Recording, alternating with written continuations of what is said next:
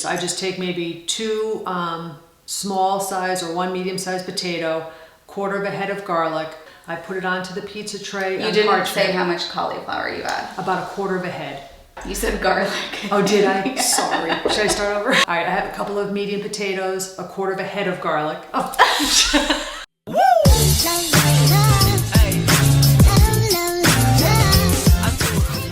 Hello, my honeys. It's Emmie, and I am here with everybody's favorite, Healthy Mummy. It's our first time filming in the studio. We just put together the clothing rack. Well, she watched while my significant other and I did it, but we are doing an update on Healthy Mummy and how she's been going on Slim on Starch. She started Slim on Starch, let's see, it's March. So it's been 7 months. Wow. That she's been Slim on Starch. Yeah. And so we're gonna talk about what has happened since I left. I was supervising her when I was living at home, but now that I'm gone, has she kept up with it? I don't know, we will see. A lot was riding on this because your cholesterol has been totally dependent upon your diet. Literally. And so I hope that it's been something that she's been sticking to, but we'll see today in the video. If you want to work with me in the Slim on Starch program, then you can go to healthyemmie.org, or you can just click the link in the down bar. And also make sure that you hit subscribe and turn on the notification bell. I upload a new video every Wednesday and Saturday. Or as we say, Catterday. We didn't even plan that. That was so good. All right. Okay, so I asked for some questions. So why don't we just get into, do you just want to get into a Q&A? Sure. It must have been easy to stay slim on starch when Healthy Emmie was living with you. Now that she's off on her own, how have you kept to Slim on Starch? Have you kept to Slim on Starch? I have. And when you first started that question, the first thing that popped into my mind is when we very first started this journey. And there were notes and cabinets. This is what you can have in here. And when I was really a novice. But hearing that, it makes me realize how far I've come. But now that I'm many months down the road, I know what I can have. I know what my body likes. I know what works for me. I know what doesn't work for me.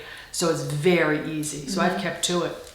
There's 2 stages of becoming a Slim on Starcher. It's information and then it's implementation. First, you have to understand it. And then once you understand it, all right, now let's put it into practice. A lot of people spend way too much time in information and then never in implementation. Okay.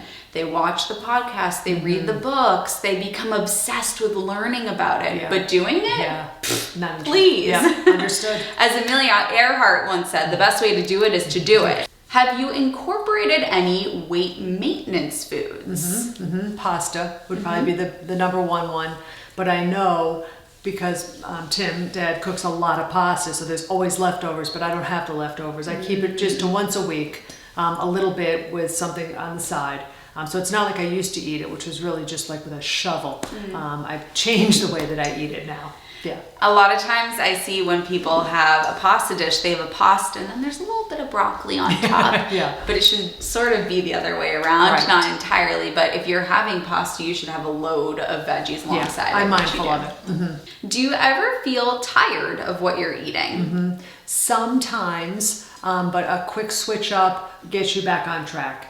I know because if I do my prep day and then I have a lot of stuff and it tastes great, I eat it all week. By the end, I'm like, oh, you know, and then I'll switch it up with some Dr. McDougall's soups with some rice and some arugula in there and jazz it up. And it's just a couple of days away from it that I need.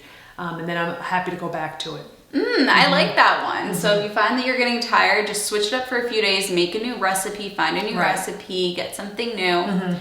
And then just go back to it. And I do want to go back to it. It's not like I'm like, ugh, I can't eat it anymore. My mom has been on so many different diets, including the shakes. Been there. I want to encourage her to move towards eating more whole foods. Is there anything you suggest I can do to encourage her? She has struggles with her weight even before us kids, but can never find something that works for her and gives up so easily. Yeah, it is hard. You really can't make someone do what they're not ready to do. You can only lead by example. But I do work with a lot of women who are on different types of weight loss plans. And I almost just want to say to them, God, I could show you an easier way that would last you your lifetime and do so much better. But they're just, for whatever reason, not there yet. So I would say that your success is probably the greatest motivator for her. Healthy mummy! Exclamation points. Last time, I believe she attempted to add in pasta, but she didn't really like how she felt. Yeah. How does she feel now with it? Yeah, I do remember that. Thank you for bringing that up. I still don't feel the way I used to. It doesn't probably push the same endorphin buttons, maybe, but I do enjoy having it once a week. That's all I really want. This is such a recurring theme with all of my clients that when they go back to what they were eating before, they say, it's not as good as when I remembered it. Yeah. The reason why is because beforehand, the dopamine hit that you would get from these foods would be up, and then you'd go down, and then you'd go up, and then you'd go down. You'd be on this roller coaster, Sure. up and down. And so you would crave that high because you had the high and the low and the high and the low. Okay. Now that you have that calm, stable brain, you don't need it as much. Right. So it doesn't give you that satisfaction because Yeah. you're not feeling ups and downs and ups and downs. You're stable. Yeah. So it doesn't give you what it used to give you because you don't need it. You're not having those lows. What are your favorite kiss meals? Your favorite go-to meals? And first thing that comes to mind is anything that you can add rice to that makes it great. I really love fresh spinach, all of this steamed spinach, butternut squash with rice, asparagus. Is it raw rice? You do zucchini, broccoli. Yes, exactly. I like to spice it up. Those are my keep it simple meals. Yeah. Because I've seen her food prep and play. Yeah. You take the butternut squash, you take all the veggies, you water saute them. What spices do you Right. put on them? I start with mushrooms because I think it starts that flavor base. The most. umami. Yeah. I do garlic, onion powder, smoked paprika on some of them, and pepper. And then she puts all the veggies in, just water sautés them. Yeah. They go into the fridge, and then you make all of your rice. And you'll make potatoes too, but you're more of a rice person. Yeah, I always have baked sweet potatoes in the fridge. Yeah. And it'll either be a sweet potato and then all the stuff on top of it. But most of the time, it's a big rice bowl or a Yes. quinoa bowl. Yeah. So you do quinoa. I do mix the rice and quinoa. I want to try amaranth. I've tried farro. I do want to try some more of those primal grains. And then you put all the veggies on top, and then you'll do one of Dylan's well-your-rolled sauces. I don't even do that anymore. Wow! I might sprinkle You some- graduated. I sprinkle hemp seeds on sometimes, or some sunflower seeds, or some of his. He has that salt, that no salt seasoning. The Stardust. Yeah, even the everything bagels. Yeah. Anything. It's all about the taste. Wow, that's really crazy because when I was living at home, you were using all of his sauces, and now your taste buds have adjusted. Definitely, because I used to have it. I'm like, oh, this doesn't taste like anything. Yeah, But it's and really, I can't. The sauces are too much for me. Yes, yeah. It really is about seasoning to taste. Wow. And it's about neuroadaptation. Your taste buds change. Within 21 to 30 days, you could have a new set of taste buds. So I say to my clients, I go, just hold on for about 21 to 30 days. Yep. Hold on Yeah. and just let your taste buds change. Can you invest 21 days so that the rest of your life you don't have to deal with these crazy cravings? I would do that. That's called return on investment. Just Right. invest 21 to 30 days. Yep. That's wild. I cannot believe you're not using sauces. You know what else? You and Dad used to drive me bananas because you would make these great big salads with all this awesome stuff, oil-free, the sweet potatoes, the rice. It would be awesome. And then you would take the Ken's dressing. So good. It would drive me nuts. I go, you're ruining it. I know, You're we tried ruining so hard. It would break. It was like taking a nice white shirt and then taking red paint and just pouring it all on That's top how of it. addictive those dressings are. And then you think, I'm so healthy, but you just Yeah. poured a bunch of oil on top of it. Right. I'm so happy you don't do that anymore. Took time.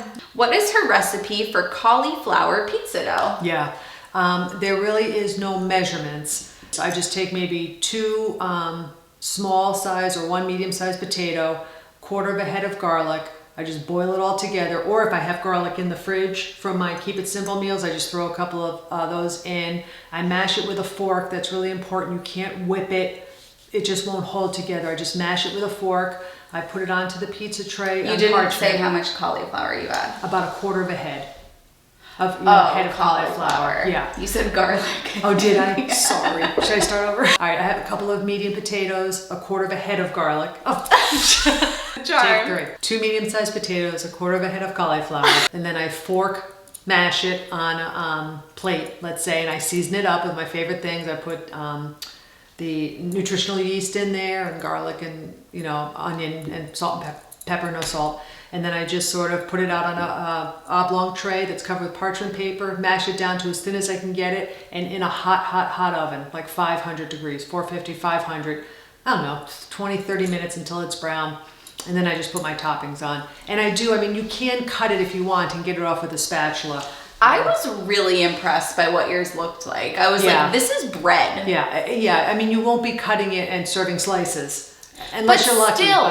If you're honest, like the person who asked this is on the master's program, so they've been doing this for 6 months. Yeah, they're gonna be like, whoa. Yeah. For somebody who comes from, if you're eating pizza every day and then you go to this, you're gonna be like, what is this garbage? Yeah. But for somebody on Slim on Starch, when I saw that, I was like, that is impressive. Yeah, and a lot of the recipes I think call for almond flour, or it's gotta be some sort of a binder in there.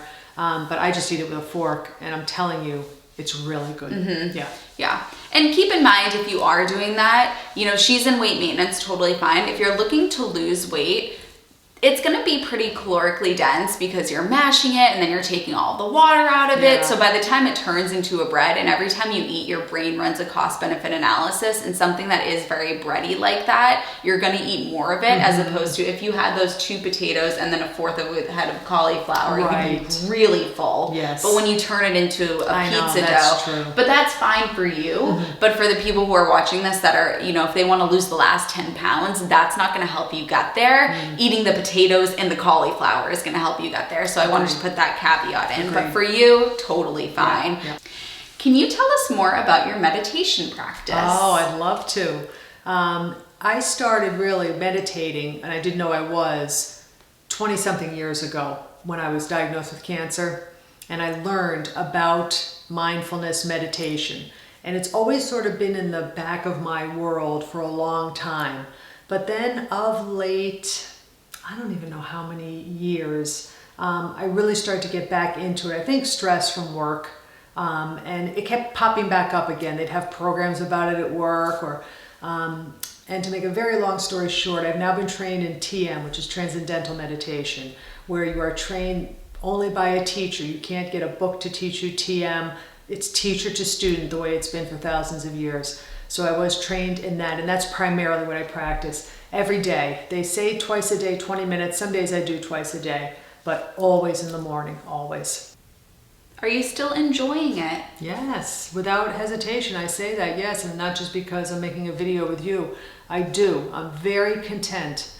I feel great, and I feel so much lighter and healthier. My skin looks better. I'm brighter. Why wouldn't I? Nothing. Okay, well, the secret word, if you're still watching, is to wish Mom a happy birthday, because yesterday was her birthday. So thank you, Mom, for being here. Thank you, Em. All right, I love you, honeys, and we'll see you in the next one. Bye.